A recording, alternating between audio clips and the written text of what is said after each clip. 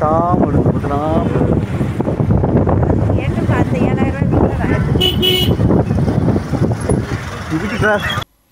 Hi hello வணக்கம், நான் உங்கள் வினோத்.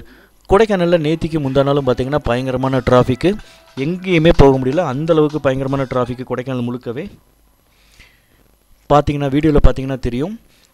மூஞ்சிக்கல் போயிட்டு டவுனுக்கு போய் சேர்றதுக்கே ஒரு 20 நிமிஷம் ஆயிடுச்சு. ஆனால் நார்மல் டேஸில் ஒரு 2 மினிட்ஸ் 3 மினிட்ஸில் வந்து போய் சேர்ந்துடலாம், அந்தளவுக்கு டிராஃபிக் இருந்தது. இன்றைக்கி கிளைமேட் பார்த்திங்க அப்படின்னா காலையிலேருந்து மழை வர மாதிரி தான் இருந்தது. ஆனால் மழை வரல. 1 மணி நேரம் 2 மணி நேரம் ஒரு மீடியமான வெயில் அடிச்சிட்டு இருந்தது. நேற்றுக்கு முந்தா நாளும் ஒரு மிதமான மழை பெஞ்சது. ரொம்ப ஹெவி ரெயின் சொல்ல முடியாது, மீடியமான ரெயின் பெஞ்சது. ஆனால் முந்தா நாள் நைட்டு வந்து ஈவினிங் டைமில் ஸ்டார்ட் ஆன மழை ஒரு 1 or 2 hours ஹெவியாக பெஞ்சது. நேற்றுக்கு மீடியமான மழை தான். டெய்லி ஈவினிங் மேலே மழை எக்ஸ்பெக்ட் பண்ணலாம், அந்த மாதிரி தான் இருக்குது கொடைக்கானலுடைய கிளைமேட்டு.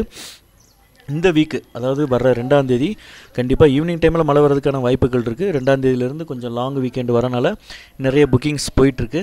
அதுவும் இல்லாமல் அடுத்தடுத்து பூஜா ஹாலிடேஸு, தீபாவளி, இந்த மாதிரி அடுத்தடுத்து கண்டினியூவாக லீவ் டேஸ் வர்றதுனால ஸோ நீங்கள் வர்றதா இருந்தால் அட்வான்ஸ் பே பண்ணி புக் பண்ணிக்கோங்க.